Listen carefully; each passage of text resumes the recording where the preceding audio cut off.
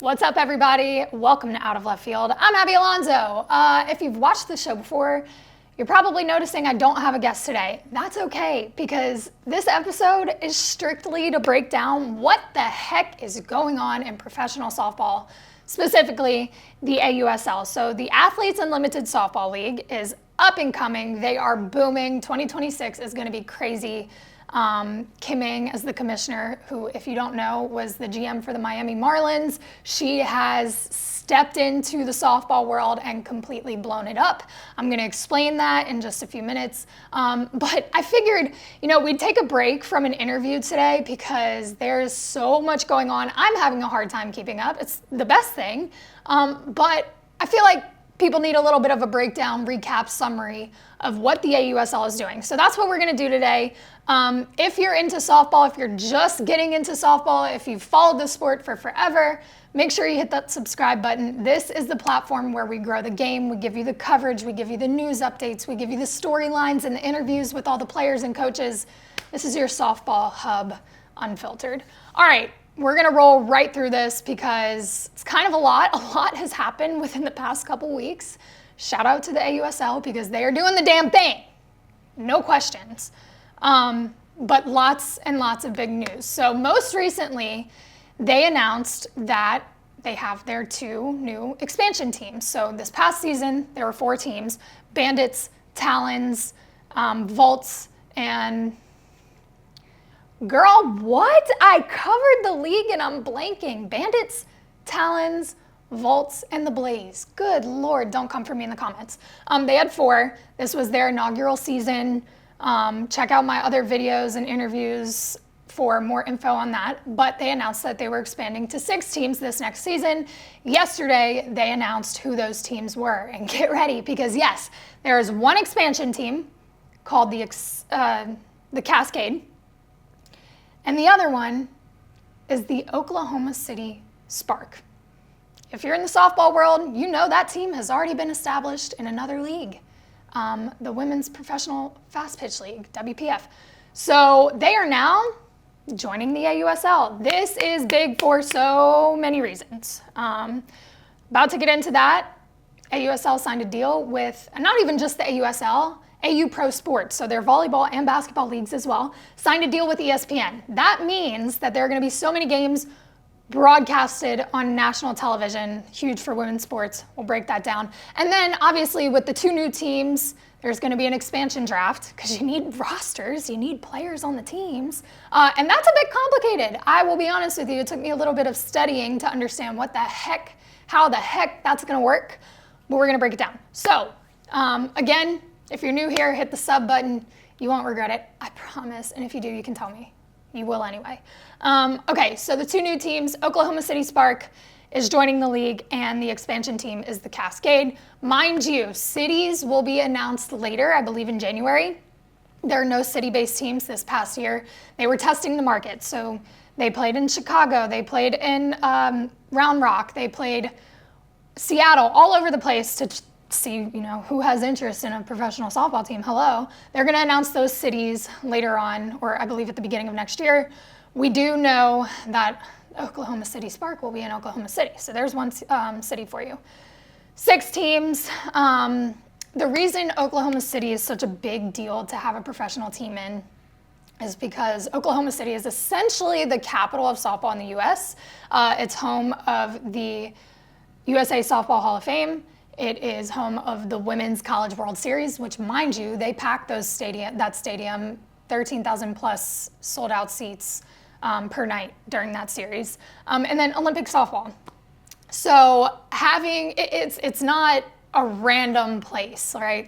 There's a proven market there in Oklahoma City for softball specifically, and bringing the Spark into the AUSL, because the problem with softball, professional softball specifically, has been that there's no cohesion. There's this league and that league and everybody's trying to grow, but now the collaboration and bringing an established team into the AUSL just exponentially grows the league and the sport. So if you are a Spark fan and you find yourself here, just a few little context updates for you. Tina Floyd will be the executive director. Destiny McElroy is the COO. Amber Flores will stay the head coach. And then yesterday they announced that Kirk Walker will be the GM. He was at Oregon State and UCLA. Long, beautiful resumes from both of those places. And he was the associate coach for the Talons, who won the AUSL inaugural championship this past year. So keeping him in-house, making him GM for the Spark. They're not starting from zero, clearly. Gotta look at the notes. There's so much here. Okay, so that's your update on the expansion team. Again, Cascade has not been said like where, because we're waiting on city-based teams to come out. My prediction, we can go back to this. Oklahoma City, I'm gonna go with Chicago, obviously, because of the history there, their home field, Rosemont, whatever. Chicago, I'm gonna say somewhere in Texas. The way they sold out Dell Diamond, there's a market there. Maybe Wichita, wouldn't be surprised about Tuscaloosa or Seattle. I have no insider information. Let me clarify, disclaimer. These are my predictions. If I'm wrong, I'm wrong. Those are my best guesses. Let's move on to this draft. And pardon me if I'm looking at my notes a lot because it is a bit complex to understand. But the expansion draft is the sole purpose to fill those two teams. So the Spark and the Cascade to get their rosters up. That draft will happen on Monday, December 1st at 7 p.m. Eastern time on ESPNU. And it is a two-part draft. So this, again, just for the two teams, this does not include, hold on, the Bandits, Blaze, Volts, and Talons are not getting new players in this draft. They are kind of involved. Bear with me, okay? The original four teams, those four I just listed, are able to protect 5 players at the start. Kind of like a franchise tag, I guess, if you relate it to NFL. They can protect 5 players and that is it. The Spark and the Cascade will alternate picks from an unprotected pool of players in a snake format. So whoever doesn't get protected by the team they're on currently is up for grabs for the Spark and the Cascade. Each of those teams, those two expansion teams, will select 5 players at the start. So they start with 5 players.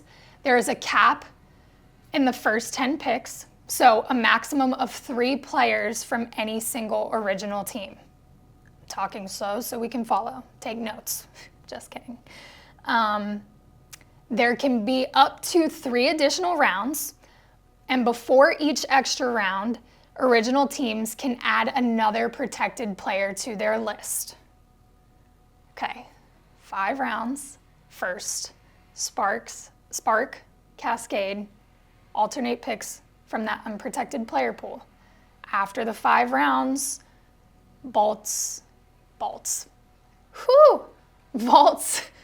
Talons, Blaze, Bandits can then additionally protect 1 player before each round. The expansion teams can stop once they reach 6 players, and they can go up to 8. So if they only want to draft 6 players from who's already in the league, they can stop at 6, but there's a minimum of 6 and a maximum of 8. And original teams can only lose up to 5 total players.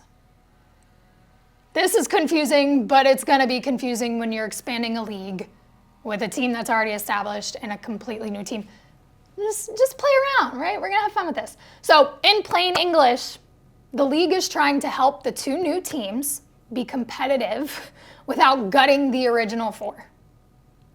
Protecting some stars, allow some churn, keep parity. Cool. The allocation draft. Yes, there's more than one draft. So after the expansion draft, all 6 teams can draft from a bigger pool. So that includes players who opt in. So that includes the 2025 reserve pool. Pros from other independent teams or leagues around the world can opt in, right? The former Spark players, because their contracts expire. So those three places, right? Players who opt in, other professional players, former Spark players, they can go grab in this allocation draft. There is no minimum number of rounds. Teams can say pass, and when everyone passes, the draft ends. It's actually not that wild if you think about it. But you really have to think about it because there's a lot going on. And then there's a third draft. This one happened, this is not new. It's the college draft. So in the spring, you see the golden tickets where board members, Kim Ng handed some out, Jenny Finch handed some out, Jessica Mendoza, surprise college softball players with this golden ticket, essentially saying that they have been drafted by a team. So that'll be coming around again in the spring for NCAA athletes whose eligibility finishes in May. Those golden tickets invite them to the college draft.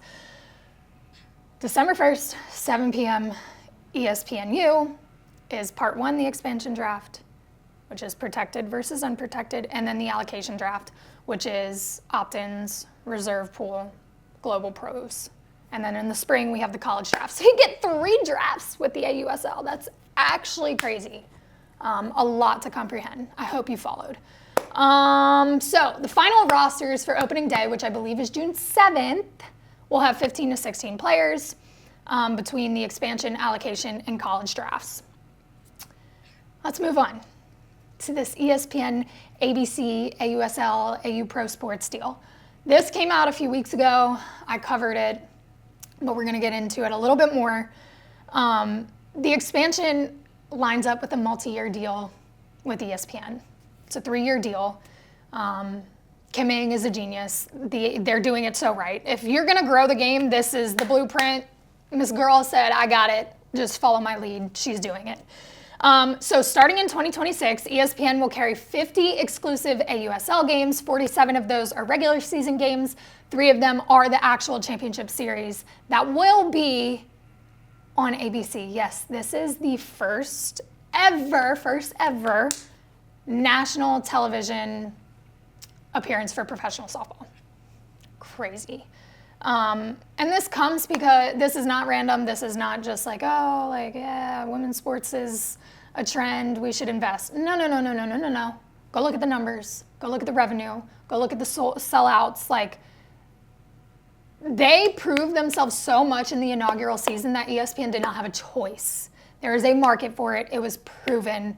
They put in their work, and now you're going to see professional softball get spotlight. So as we move on, I'm trying to make this as quick as possible because there's so many details. We'll basically kind of just recap everything. So what this means for Oklahoma City, you're aligning the softball capital of the United States with a professional team now. Because again, Women's College World Series, Team USA Hall of Fame, the Olympics in 2028, now having a professional team there, again, you're harnessing what has already been built with the softball community there and expanding that, taking that influence and pushing it into the rest of the league. They have collaborated with a team and a league, I guess more of a team with the Spark, that already has a following, already has a fan base, already has a community.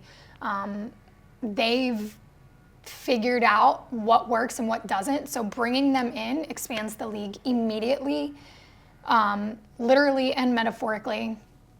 It's great for softball. Between the ESPN deal, the recognition, the cohesiveness, this is the biggest step that professional softball has taken in a very long time. And do not get me wrong, the AUSL has made groundbreaking progress over the past year, but this is big. So 6 teams, we will find out which cities, which 5 cities those teams will be based in. We know the Spark are going to stay in Oklahoma City, and the season starts June 7th. Make sure that you subscribe to Out of Left Field. I will be continuing to give you updates around the AUSL, college softball, everything softball related. And of course, my favorite part is getting the girls who are in it, the women who are in it and helping build this thing on this show to share their experiences. I've talked to Sam Landry, Carlin Pickens, Allie Newland. I mean, the list could go on. I've got Michaela Edenfield next week, so check that out, and Peyton Gottschall. It's been awesome to talk to these women, to work alongside them, and I can honestly say that everybody in the sport has the same goal of growing the game. So, to the younger generation, you guys are in good hands. Excited to see where this goes. Subscribe. See y'all next week.